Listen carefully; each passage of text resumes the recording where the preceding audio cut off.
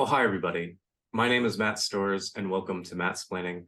On today's episode, I have an expert on who I'm very excited to talk to.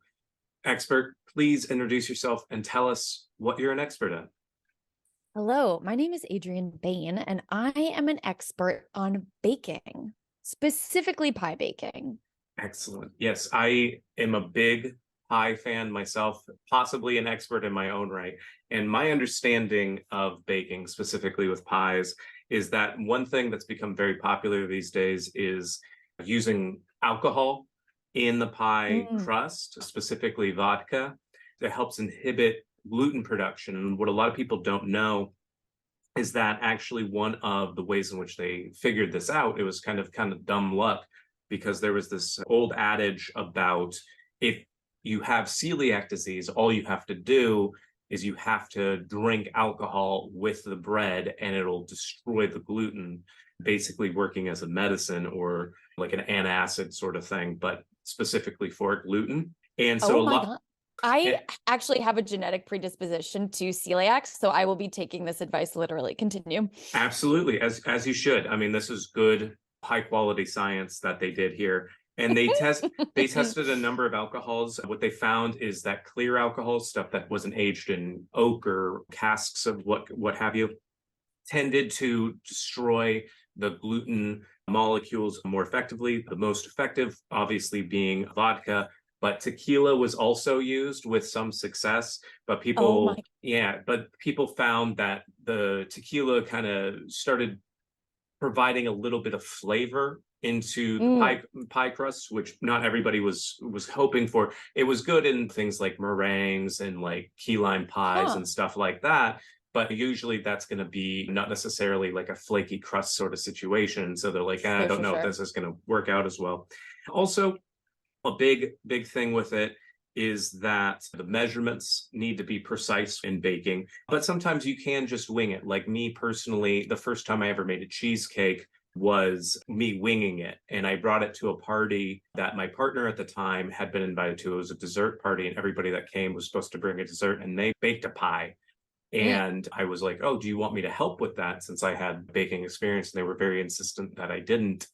And so I'm like, well, I'm going to this party. I got to make something. So I made a cheesecake, just winging Mhm. it based on what I knew about how to make a cheesecake, and brought it. Their pie was barely touched. My cheesecake completely devoured. And I think it was one of the big reasons that we ultimately broke up. My And God. or to sign off on the pie that they were making. It was my unwillingness to sign off on the pie that they were making.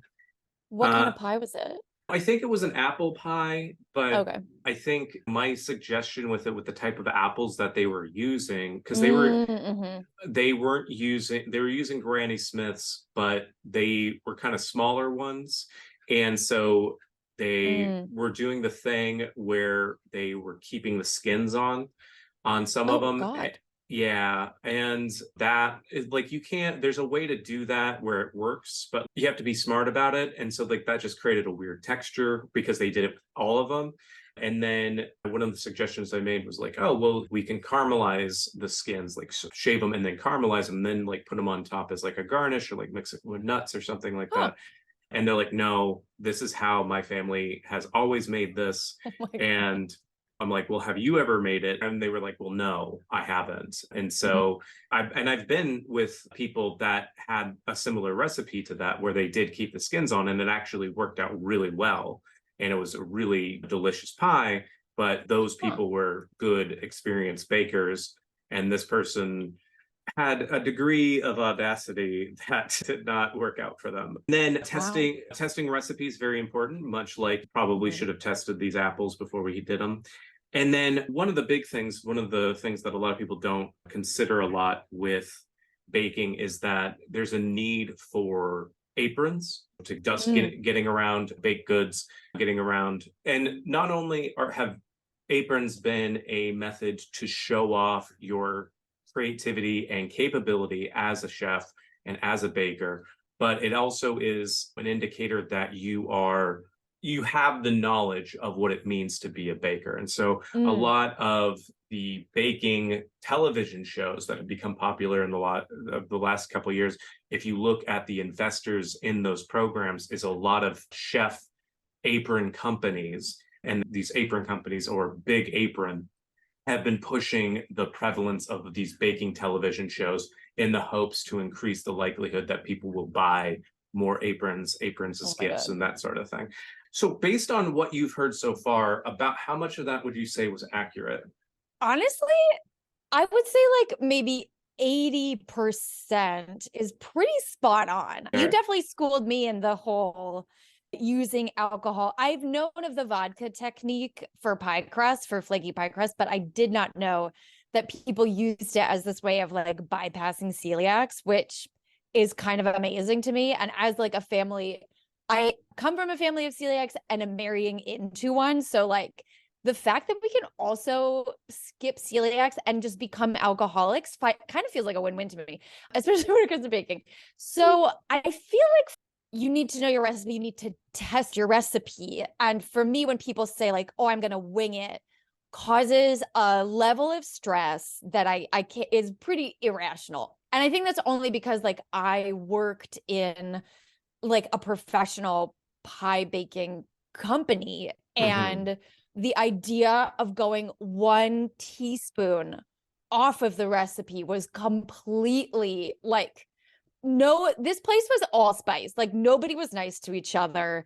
Mm-hmm. And so the idea that like I could even stray from it is so deeply ingrained in Right. my brain. And like they so coveted their recipes that I had to sign an NDA that I would not work at any other pie shop Oh, in wow. Portland, Oregon for 3 years. It was like nuts. And part of me was like, the recipes weren't so I definitely think that like a good recipe is super important, but you also need, it's so much of like you and the tools and the actual space that you're in. Like there's a whole enclave of high altitude baking because like the air literally changes how things rise. So like yes, you do want to have a really good recipe, but you also just want to understand your oven. You want to understand like how does your standard mixer or like hand mixer work? Like what are its own little idiosyncrasies and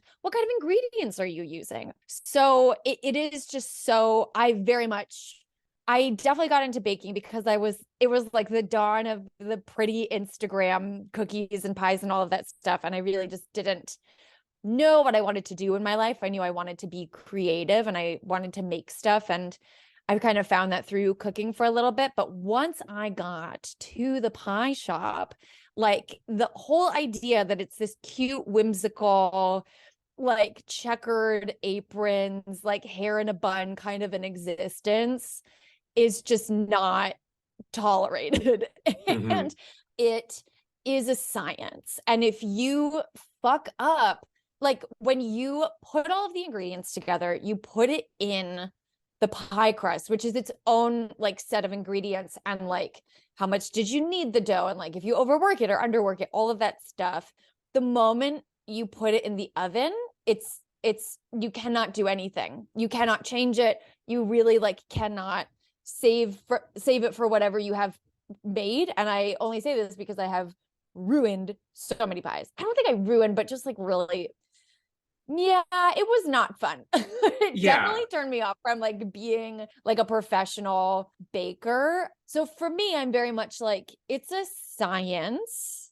And I definitely wouldn't mess around with a recipe. You're totally right. I would not mess around with a recipe that I haven't already tested, even made like a small batch. But Mm. like for me, I feel like you need to know the tools, you need to know the ingredients, and then like so many people have different like there so many people, I find that like the filling actually is like whatever, like the swords that people die on are over the crust.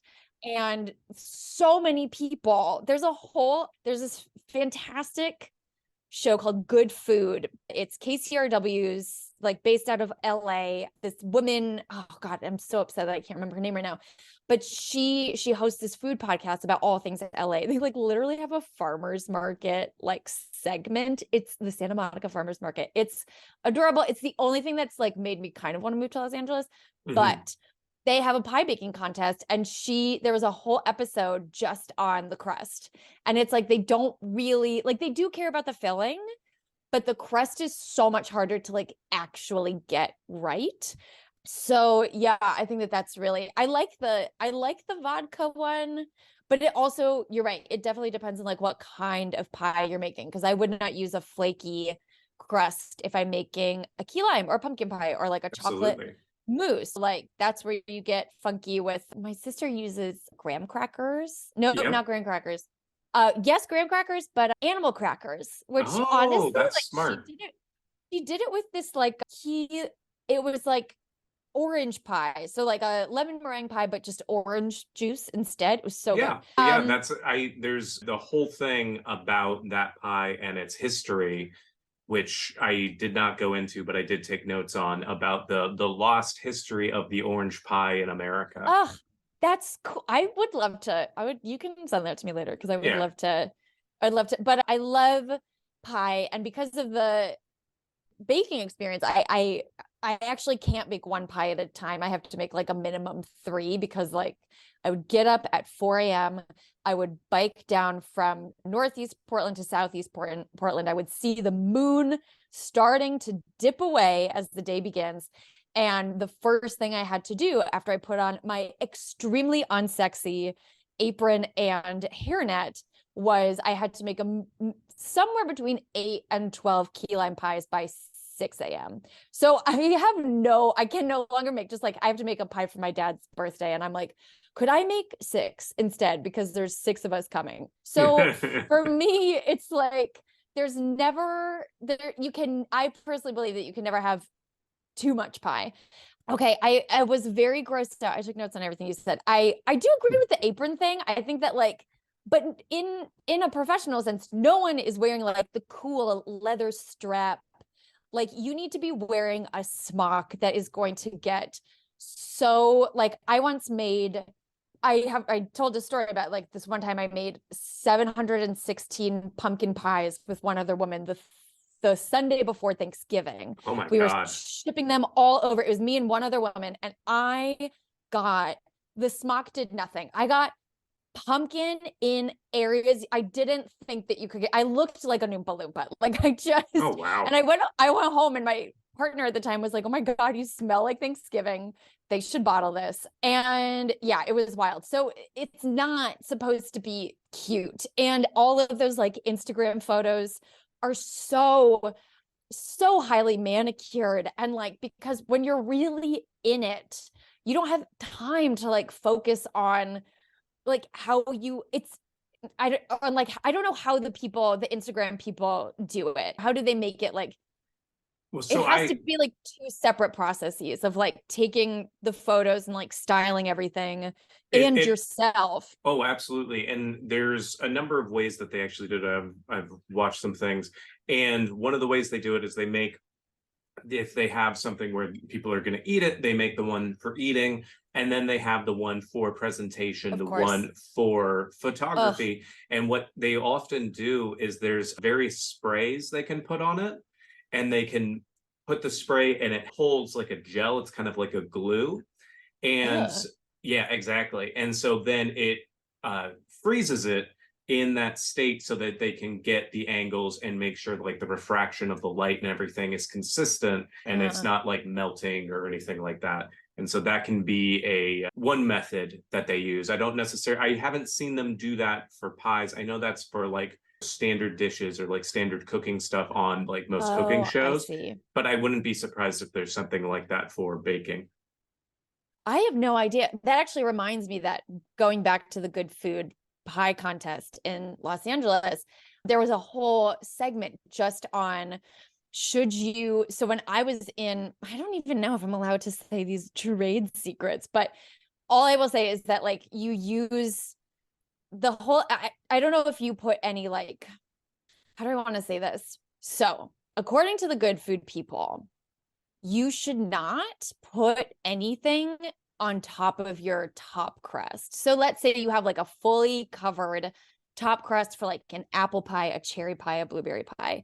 That top crust should not have egg wash on it. It should not have cream or milk or anything like sugar or anything, maybe sugar to like make it glisten a little bit, but like there should be nothing to make it extra shiny. That your pie crust should be able to do that on its own. Mhm. Like reminded me of like you need to somehow it make the people think it makes it like less presentable because it's like a filter on a voice or Right. something. So yeah, people get really, really defensive over like the right and the wrong ways. Adrien, this has been so informative and so interesting. I've absolutely adored it. If people wanted to learn more about baking or wanted to learn more about you, where would you recommend that they look? Yes. So unfortunately, I do not bake for others anymore. It kind of stresses me out. That's a learned stress though. Yeah. But I've pivoted into audio and storytelling. So you can check out my podcast. It's called Strangers Abroad, and it's a narrative travel podcast. And I am coming out with a third season on October 3rd.